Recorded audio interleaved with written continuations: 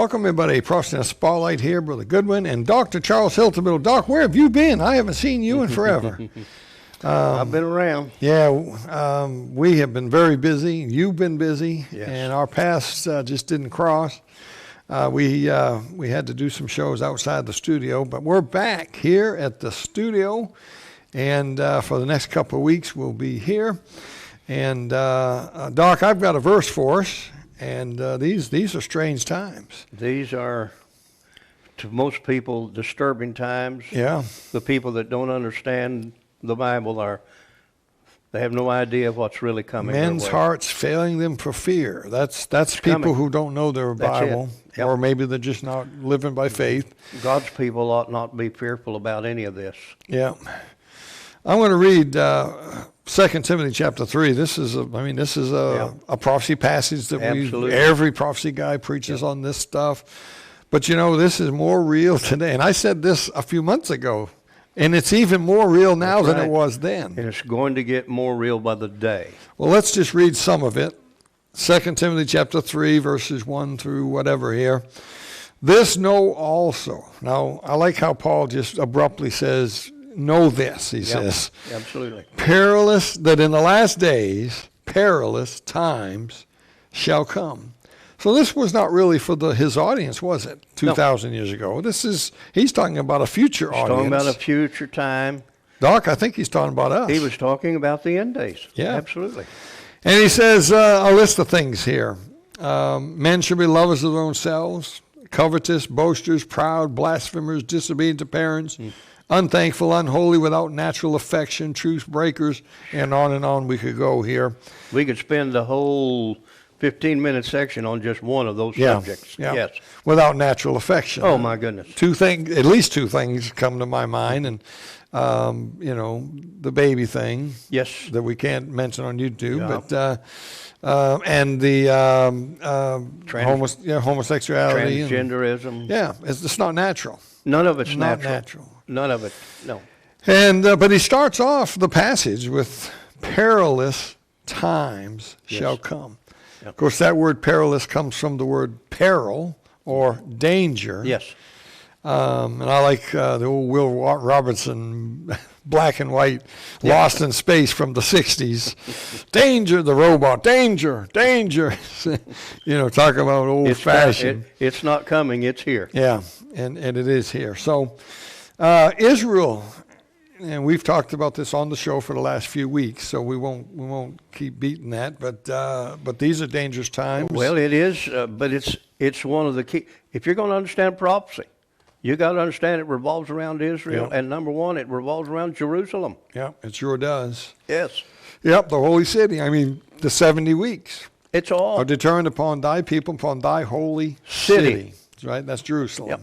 No question about that. Yep. And Matthew 24, when it's during the abomination of desolation, offerings are going to cease. When he says he's going to kill all the Jews, which happens right there. Yep. That's when Matthew 24 says, woe unto her who is with child in those days. He's not talking about somebody in Philadelphia. No, he's talking about Jerusalem. Yeah, and he's right. He's not even talking about somebody in Samaria. He's talking about Jerusalem. He's talking about Jerusalem. And the atmosphere is set there of great haste. Oh, yes. Get out and get out now. Don't go back for your billfold. Don't worry about credit card. Run for your life. Yeah. Don't go off the housetop and go inside and get your suitcase. Yeah. You run off the roof and run. Now that'd be hard for some of us, wouldn't it? Yeah, well. There's just something there's something in that house I've got to have. That black bag over there. I've got to get that black bag in my laptop maybe, and I mean I've got to have that stuff. Yeah. So I'm going to be dead from over there probably. Well, I'll be found dead halfway across the field. You won't be over there, and folks need to understand if you got an Israel trip planned, you might as well cancel it now and make sure you get your money back because. It'll never be, I don't care what happens, it will never be the same. I've got a preacher friend that was just there. They got back a week before the 7th of October when this happened. Yep. And boy, talk about timing. Wow. Yep. So perilous times are here. Perilous times, not only revolving around, I'm not so sure that when Paul was writing that he was necessarily talking about Israel. I think he was talking about the general setting of the world. And I agree. This is where we are. I mean, every nation has got, I mean, look at all of the Hamas uprisings in all the streets in all the major cities around the world, supporting bloodthirsty barbarians who have no thought for real life. See, that you just reminded me of a show that I've got planned for the future. I don't know when we'll do it. I haven't even told you about it yet, but you just hit on it. This passage is a global passage. It is. This is a world passage. It is. But the Bible talks about the 7 churches, the church of the Laodiceans. There are signs there. That's talking about us. That's talking about God's people. Yep. This is talking about what life's going to be in the world around us. That's right. And when you go to Romans chapter 1, the same author's writing there, I believe, Paul. Yeah. And I believe in chapter 1, I see those stages. I'm not so sure that Romans chapter 1 is all about the world as much as it is all about the stages that are affecting Christianity. Yeah, could be. Because you're watching what the world has done come over, and the church is mimicking it. The church no longer has the effect on society. It's society that is affecting church. So we need to add something to the show that I'm planning that I haven't even told you about yet, but you kind of got into it, so it came to my mind here. There are signs about the church that tell us where we are on the clock, and we're in that Laodicean age. Oh man, and we're at the end of it. Yeah, but then there's this. This is what the world's going to be like. Yes. But there's something else. There's also Israel. Yes. And that is a show that we're getting ready to talk about in the upcoming video. We're going to be talking about Israel and the kingdom and things like that. Mm-hmm. But as there you is always say, it's all about a kingdom, and it is. And there's a progression here. Yes. And when you look at Daniel chapter 2 and Daniel 7 and Revelation 13, 1 and 2, they all go together. They all go together. The kingdoms of the world coming together. That's almost another segment of prophecy there that you as can I've see. been saying, and I have a video on it in my bookstore, we are misunderstanding the Antichrist kingdom. The greater majority of the people, no doubt, that are in churches have no idea that they are right now living in the Antichrist kingdom. Yeah. All they need to do is remove us, and the Antichrist can step on and take charge. Yeah. That's how close we are. And that man is walking the earth somewhere. Oh, I'm confident he is. He's chomping at the bits. I mean, I have some thoughts on who it might be. It doesn't matter. You can't. Be and we're sure. probably 100 miles off. Yeah. It could be somebody that rises up that we don't even know about. Yep. Because the Bible says there are many antichrists. Yes. In other words, there's going to be many people. Hitler fit the bill. Oh, well, I'm confident that the devil, in most of the major generations throughout time, has had somebody that could step into that role. I have said that for years, Doc. The same thing. I believe God, he always has a man because he doesn't know the timing. Because no, he doesn't know the exact day or the hour either. Yeah.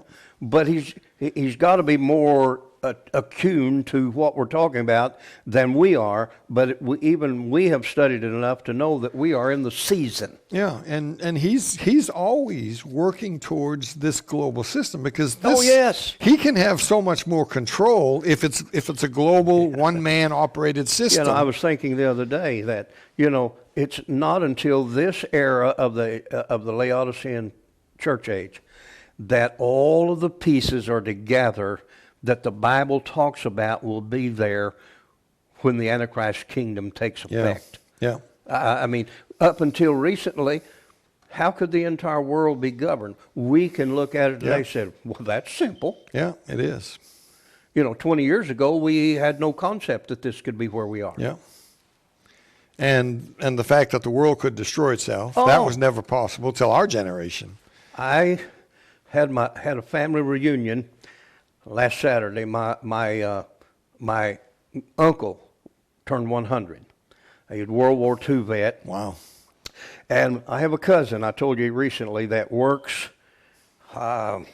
He works in the missile guidance system. Yeah.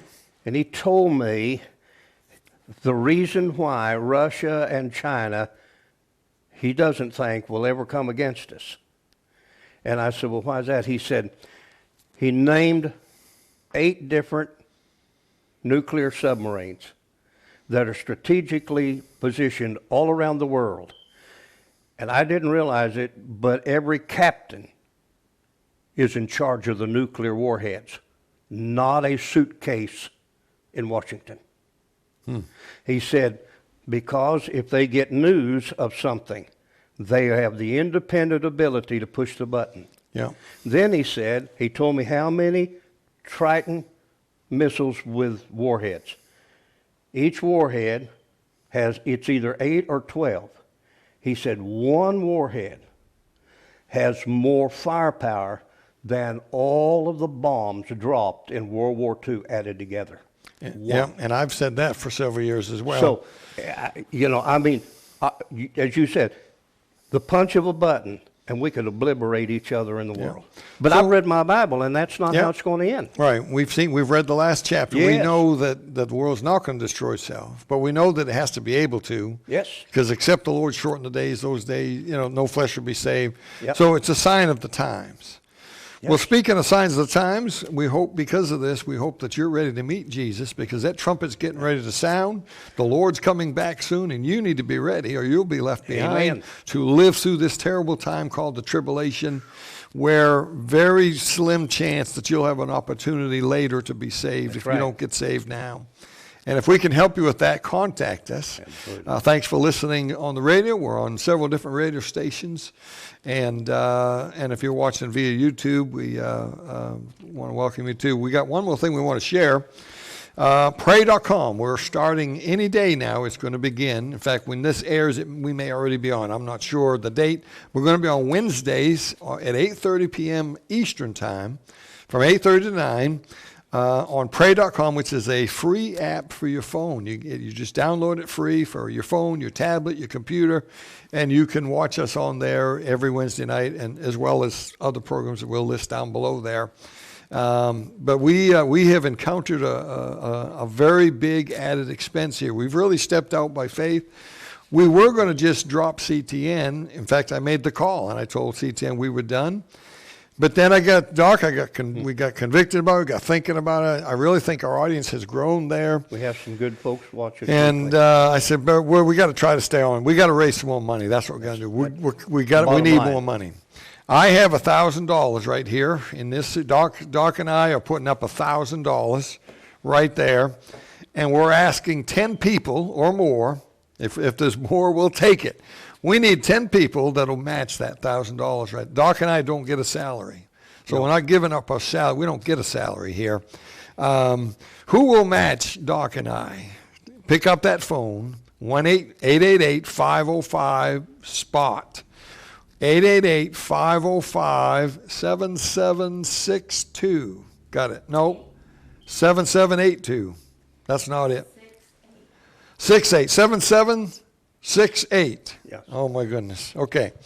Or 888-505-SPOT. How's that? Amen. Or go to the website, and our phone numbers there, emails are there, or the donate button's right there. We need to hear from you. We need 10 people to put up $1,000. That would really get us going for a couple months here. Pray about that. If you can't do 1,000, maybe you and somebody else can each do 5. Maybe you can do 100. But I'm looking for 10 people to join the $1,000 club here with Doc and I and get in on this for the glory of God, right? Okay.